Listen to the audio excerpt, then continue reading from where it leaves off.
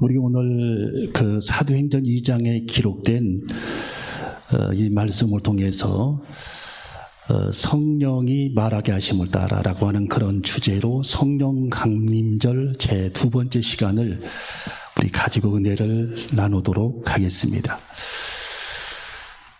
우리 사도행전 오늘 2장에 보면은 세 가지 패턴으로 말씀이 명확하게 기록되어 있습니다. 성령 받고 성령 충만 받고 성령을 따라 살아라, 그렇게 말씀이 기록이 되어 있어요.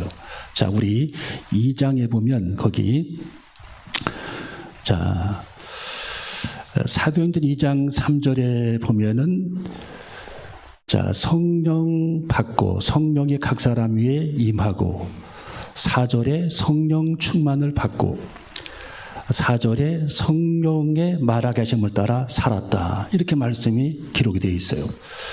자, 성령 받고 성령 충만 받고 성령을 따라 살아라. 우리 한번 외워볼까요? 시작.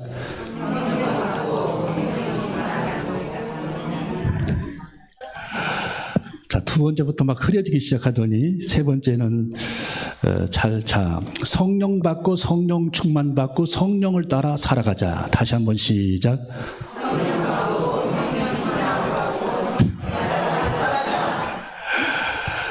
자, 아직도 헷갈리네요. 자, 다시 한번 시작.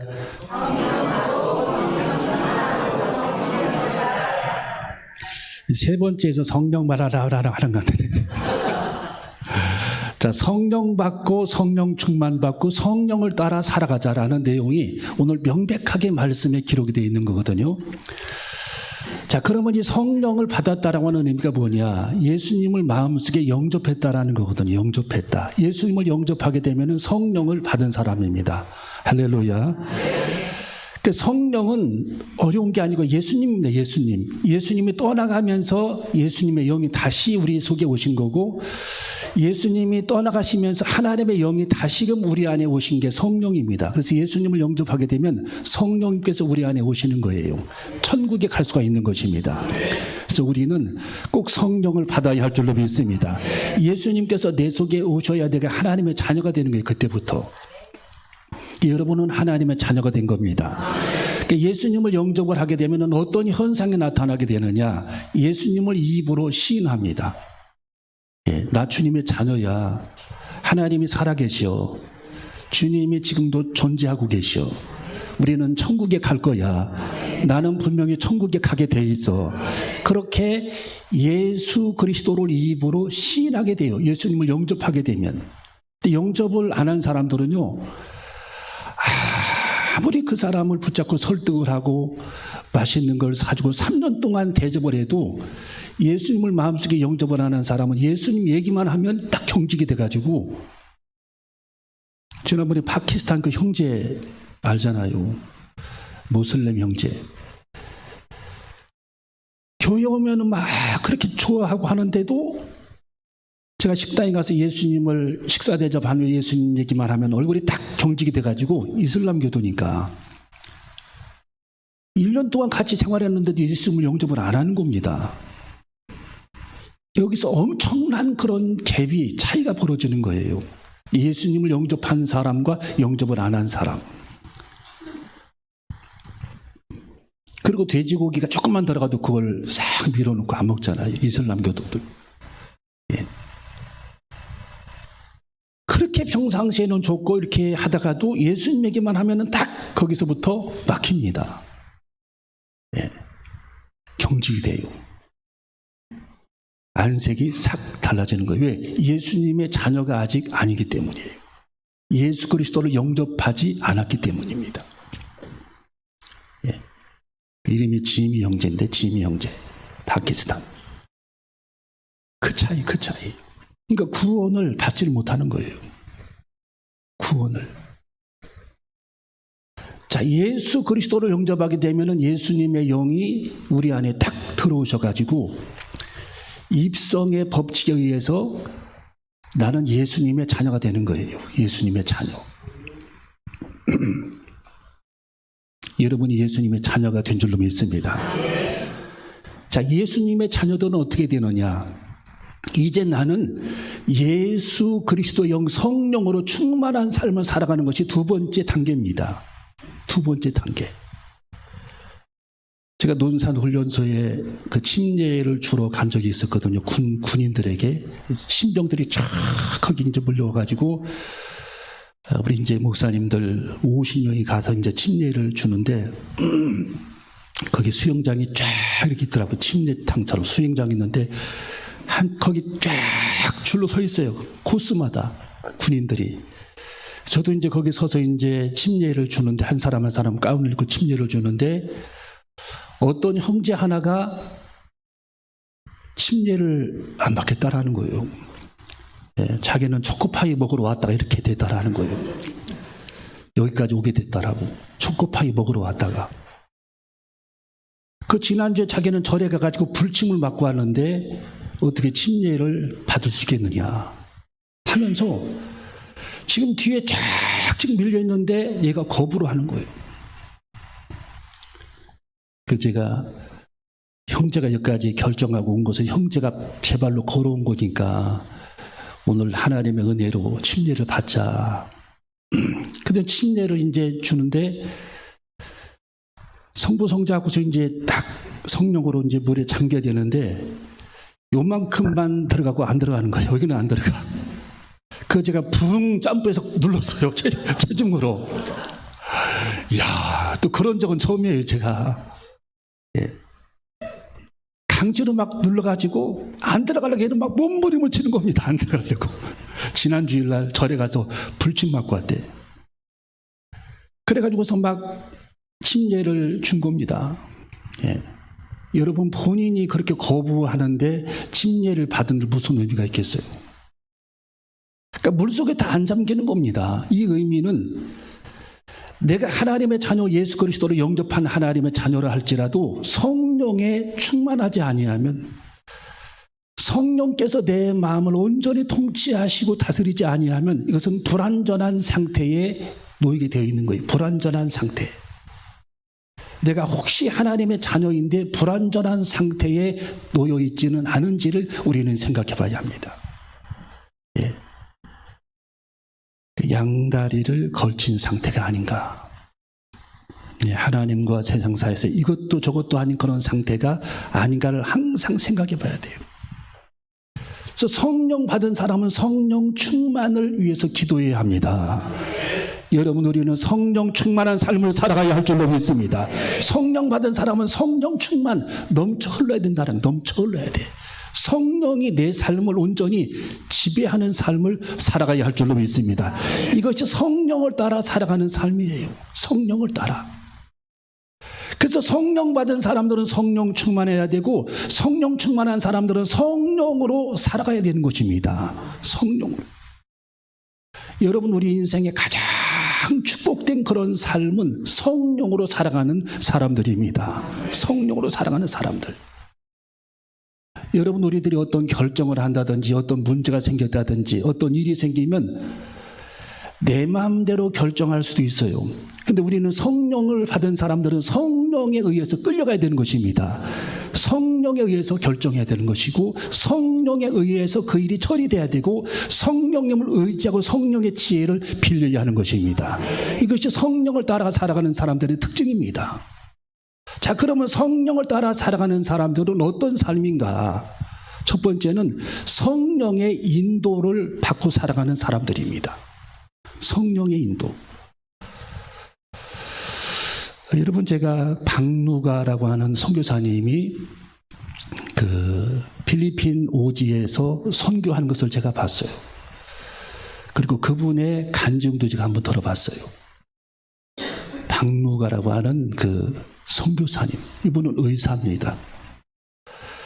자, 의사 레지던트 과정을 마치고 필리핀의 선교 활동을, 그 단기 선교를 갔다가 거기 눌러 앉아버린 거예요. 그냥 이분이 의사가 된 후에 거기 눌러 앉아가지고, 내가 내 인생, 짧은 인생, 한국에서 의사 생활을 하면서 많은 돈을 버는 것도 중요하지만 내가 천국에 갔을 때에 하나님께서 나를 칭찬해 줄 수 있도록, 내가 칭찬받을 수 있도록 나는 천국에 가기 위해서 짧은 내 인생 주님께 드리겠나이다라고 소원을 하고 필리핀 오지에서 하나님의 복음을 저분이 전하기 시작하면서 배낭 하나 짊어지고 가방 하나 들고 다니면서 산골짜기 정글을 다니면서 필리핀에 있는 의료 혜택을 못 받는 사람들에게 복음을 전하면서 그들의 병을 치료해 주는 역할을 저분이 감당을 했어요. 예.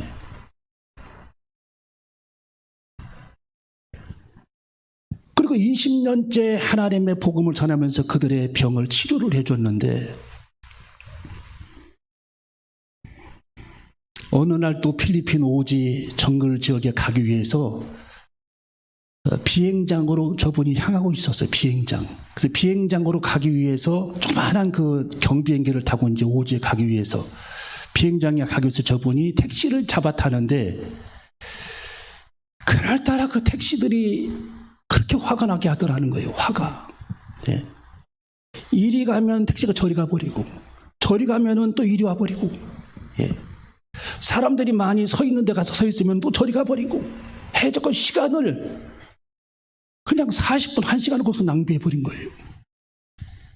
야, 내가 오늘 아침에 하나님 앞에 기도할 때에 하나님께서 오늘 내 발걸음을 인도해달라고 내 삶을 하나님께서 인도해달라고 하나님 앞에 그토록 기도했음에도 불구하고 왜 하나님은 택시도 하나 잡지 못하게 이렇게 하나님께서 막으실까? 1시간이 지난 다음에 천신만고 끝에 그 많은 택시 중에서 한 대를 잡아 타고서 이제 가는데 세상에 또 일이 풀리지가 않는 겁니다. 예.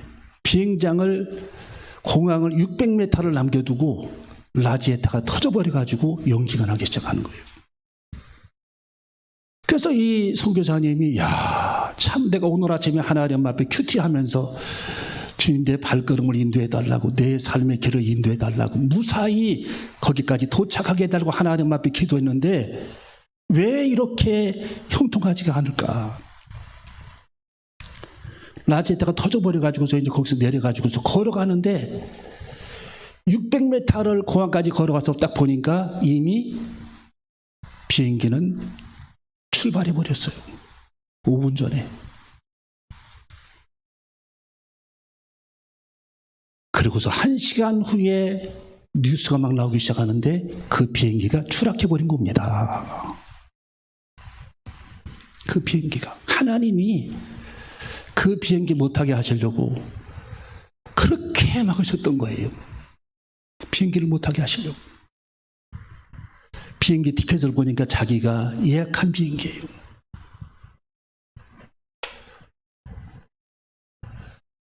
여러분, 하나님께서는 우리가 성령 받은 사람들, 이 성령 받은 사람들은 항상 하나님께서 우리들의 삶의 길을 인도해 주시길 원하십니다.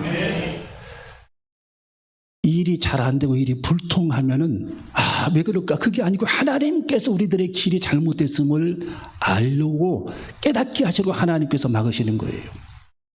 하나님이 우리가 잘못된 길을 갈 때에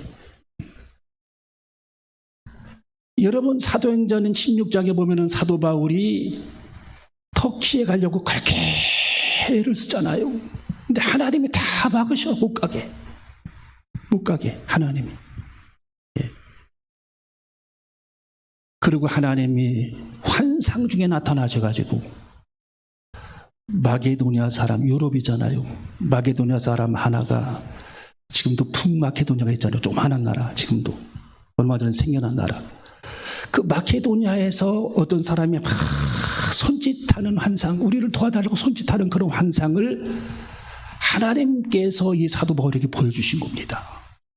아하, 하나님께서 나로 하여금 마케도냐로 가게 하시기 위해서 하나님이 내게 사인을 주시는구나. 그쪽으로 하나님께서 길을 인도하시는구나. 하나님이 소아시아로 가는 길을 막으셨다라는 거예요.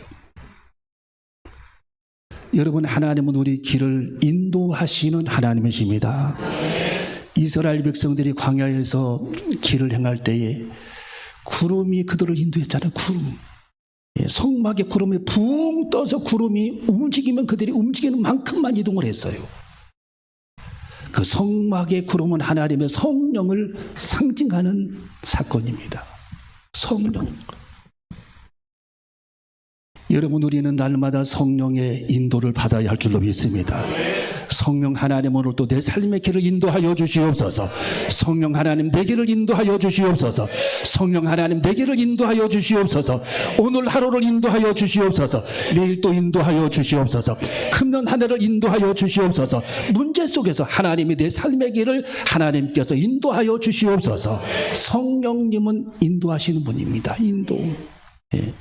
성령의 말하게 하심을 따라라고 하는 얘기는 우리가 기도를 할 때에도 말을 할 때에도 성령의 인도를 받아야 하는 것입니다. 성령의 인도. 예. 빌립 집사가 광야로 나갔을 때에 성령의 인도를 받고 마차 하나가 달려옵니다. 그 마차를 세우게 하신 분이 성령님이셨어요. 성령님께서 계속 마차를 세워라, 세워라, 세워라, 세워라. 그 마차를 세웠어요. 성령님이 인도하시는 대로. 그랬더니 그 마차 위에 누가 타고 있냐면은 에티오피아. 옛날에 2000년 전에도 에티오피아가 있었거든. 그 당시에는 유럽, 아프리카 에티오피아가 굉장히 큰 나라였고 세력이 강한 나라였어요. 옛날에 에티오피아. 지금도 있지만. 거기 쉽게 말하면, 지금으로 말하면 재무부 장관이 거기 타고 있어요. 재무부 장관이. 그에게 빌립 집사가 복음을 전합니다. 그리고 침례를 줍니다. 그리고 그 다음 구절에 뭐라고 말씀이 기록이 되어 있죠? 성령님이 빌립 집사를 다시 혼연히 인도해 가시니라. 여러분, 성령님께서 우리들의 삶을 인도해 주셔야 합니다. 우리는 날마다 성령의 인도를 받아야 되는 것입니다.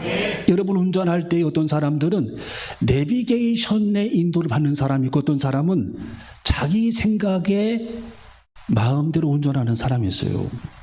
자기 생각에. 여러분, 저도 강원도에 집회 갔다가 돌아올 때에 막 새벽에 아무것도 안 보이고 차도 한 대도 없고 사람도 없고 무섭고 막 곰이 나올 것 같아. 호랑이 나올 것 같고 길도 모르고 내비게이션 하나만 붙들고 오는 거예요. 내비게이션만 보고 그거 하나 붙잡고 오는 거예요. 내비게이션. 근데 이 내비게이션을 붙잡고 인도를 받으면 정확하게, 요즘에는 티맵 추천해 갖고서 막 정확하게 마당까지 인도하잖아요. 집 앞까지. 근데 자기가 자기 마음대로 막 운전하고 다닙니다. 그럼 막 헤매고 2시간 헤맨 사람도 있고. 계속 내비게이션은 땡땡땡 해도 막 그 무시하고 막 합니다. 자기가 길을 잘 안다고. 빙글빙글 돕니다. 여러분, 우리는 성령을 받았으니 성령을 따라 살아가야 합니다.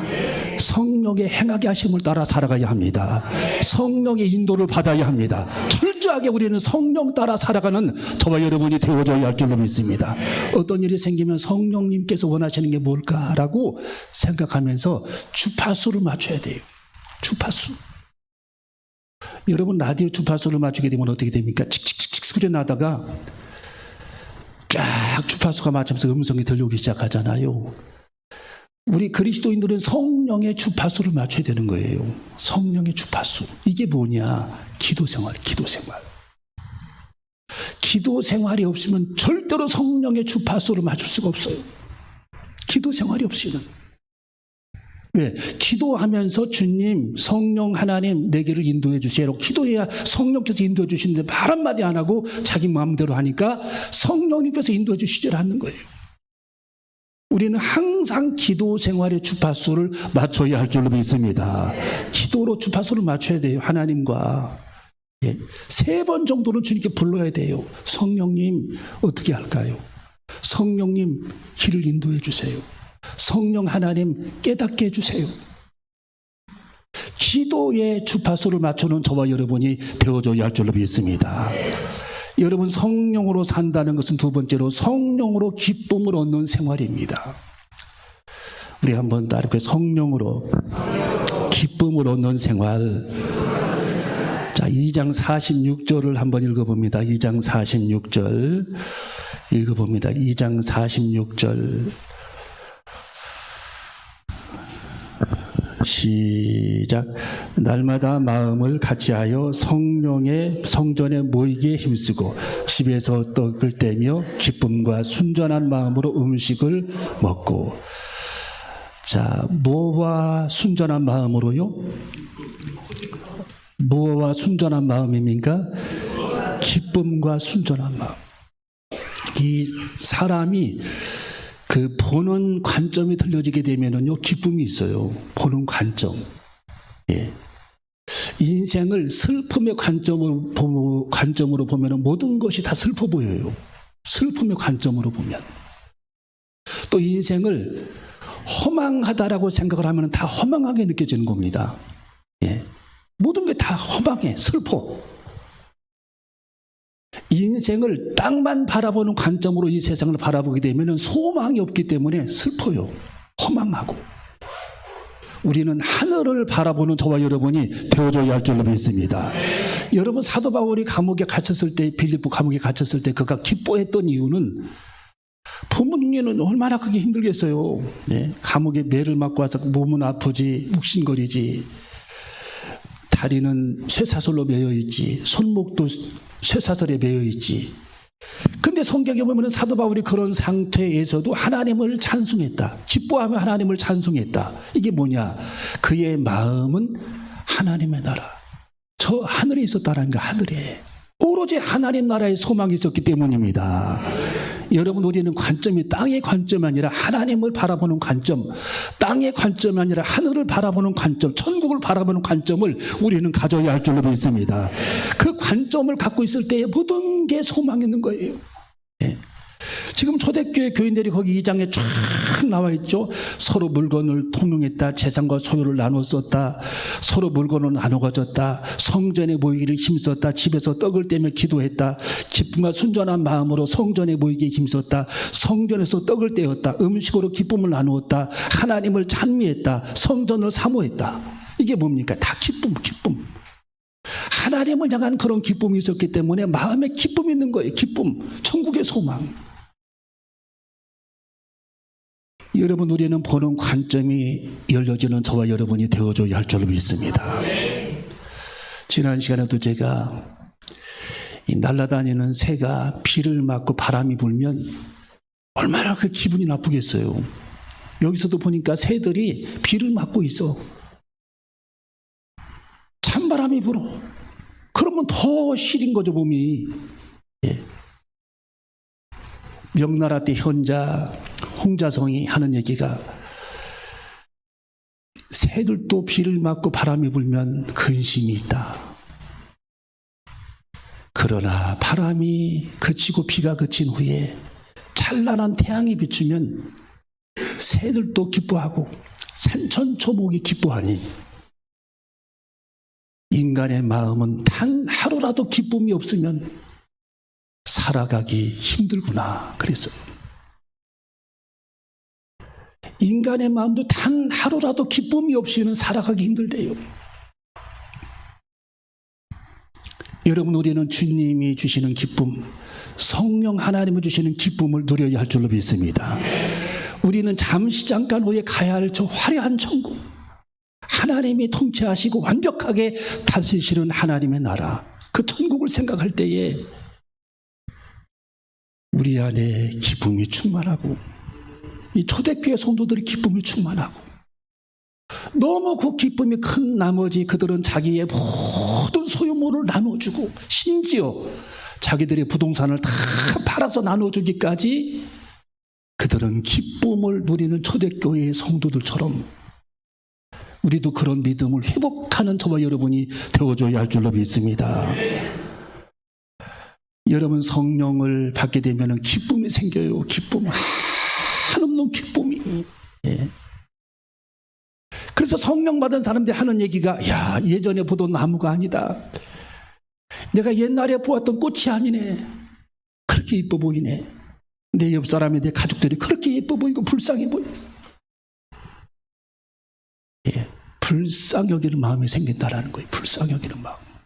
긍휼한 마음. 아침에 일어나도 감사하는 마음. 잠들 때도 감사하는 마음. 왜? 보는 관점이 틀렸어. 관점이. 내가 예수님을 알기 전에는 인생이 허무하다. 그냥 왔다가 그냥 사람이 사라지는구나. 이렇게 생각했는데 이것이 아니고 예수님께서 부활하신 것처럼 내가 이 땅에 살다가 예수님처럼 나도 천국에 부활할 거야.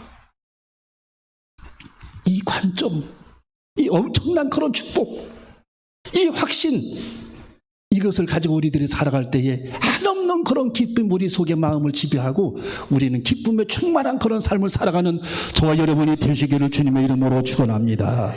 마지막 세 번째로 성령으로 산다는 것은요, 성령으로 지혜를 얻는 생활입니다. 우리 한번 따라해볼까요? 성령으로 지혜를 얻는 생활. 여러분, 성령님께서 우리 안에 오시면은요, 성령님께서 지혜를 주셔요. 지혜. 이게 특징입니다. 특징. 지혜. 이 솔로몬의 지혜도 성령님이 주시는 지혜거든요. 그게 성령님이 주시는 지혜. 예. 다니엘이 느부갓네살 왕의 꿈을 해석을 했잖아요. 이게 보통 문제입니까? 여러분 옆 사람 꿈을 해석할 수 있습니까? 꿈 얘기를 해주면은 막 그냥 맞추지, 그냥 어떻게 자기가. 근데 느부갓네살 왕은 그 나라의 박사들을 다 초청을 했어요. 느부갓네살 왕이 너희들 내 꿈을 해석해봐. 그 나라의 박사들이 자신만만합니다. 이야, 이번 기회에 내가 한번 스타 한번 돼보겠다 해가지고 왕이여 얘기하소서. 다 자신만만했어요. 느부갓네살 왕이 내가 꿈 얘기를 하기 전에 내가 꿈꾼 내용부터 얘기를 해라 그랬어요. 여기서 완전히 그냥 풀이 죽어버린 거예요. 박사들이. 예. 그 바벨론 제국의 박사들이. 수백 명이 내가 너희들에게 꿈 얘기를 말하기 전에 너희들이 꿈 얘기를 해보고 해석을 해봐라 그랬어요. 해석을 해봐라. 만약에 너희들이 내 꿈 얘기를 하지 못하고 내 꿈을 해석을 하지 못하면 너희들이 그동안 이 나라에서 그 녹을 받아먹고 많은 봉급을 받고 좋은 집에 살면서 떵떵거리고 살았는데 죽음을 면치 못할 것이다. 이야, 엄청난 얘기를 하는 겁니다. 이 느부갓네살 왕이. 예. 만약에 너희들이 내 꿈을 해석하지 못하면 너희들의 거짓이 드러나는 것이고 그동안 너희들이 나에게 했던 모든 얘기들이 다 거짓말이라는 사실을 나는 지금 깨닫게 될 것이다. 그랬어요. 다 풀이 죽어버려가지고 부들부들 떨고 있는 겁니다. 그런데요, 하나님의 사람 다니엘이 왕 앞으로 나아갑니다. 이 사람은 포로로 붙잡혀온 청년이에요. 그런데 총명했습니다. 하나님께서 이 다니엘에게 지혜를 주세요. 지혜. 사람이 알지 못하는 지혜. 왕이 꿈꾼 내용들을 다 하나님께서 파노라마처럼 보여주셨습니다. 꿈꾼 내용을, 왕이 꿈꾼 내용을. 그리고 해석을 하나님께서 붙여주셨어요. 하나님께서 이 다니엘에게 지혜를 주신 것입니다. 다니엘의 지혜. 왕 앞에 나가서 왕이요, 이 나라의 방백들, 박사들을 왕이 지금 처단하고 처형하려고 하는데 왕이여 저들을 죽이지 마옵소서. 제가 꿈을 해석해 드리겠나이다 하면서 느부갓네살 왕이 꿈꾼 내용들을 다 하나도 빠짐없이 조목조목 얘기를 합니다. 그리고 해석해 줍니다. 왕이 깜짝 놀랐어요.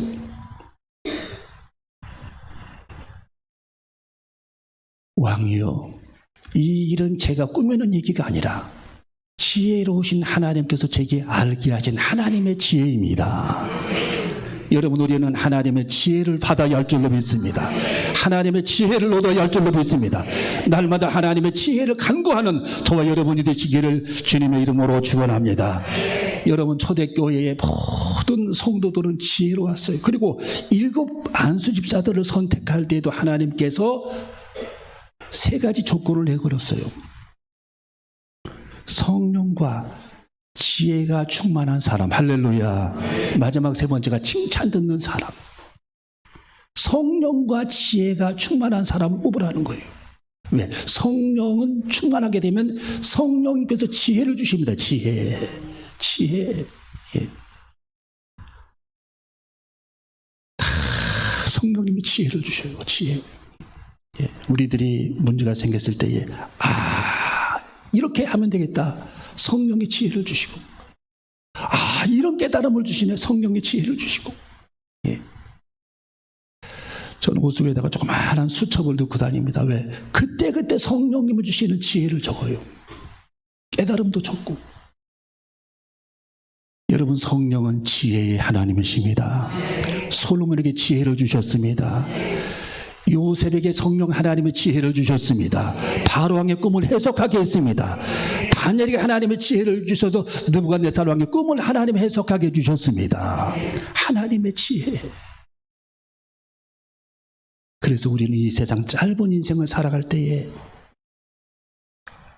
성령 하나님께서 주시는 인도함, 그리고 기쁨, 그리고 지혜를 가지고 날마다 살아갈 때에 가장 성공적인 삶을 살아가는 지름길을 우리 성령 하나님께서 제시해 주셨기 때문에 예수님은 제자들에게 너희는 예루살렘을 떠나지 말고 아버지의 약속하신 성령을 기다려라. 오직 성령이 너희들에게 임하면 예루살렘과 온 유다와 사마리아와 땅끝까지 이르러 나의 증인이 되리라. 여러분, 우리는 성령 따라 살아가야 할 줄로 믿습니다. 여러분이 아침에 그리고 저녁에 성령님 내 길을 인도해 주세요. 이 문제를 극복할 수 있도록 제게 지혜를 주세요. 그리고 날마다 기쁨을 허락해 주세요. 성령께 지혜를 구하는 저와 여러분이 되시기를 주님의 이름으로 축원합니다. 기도하시겠습니다.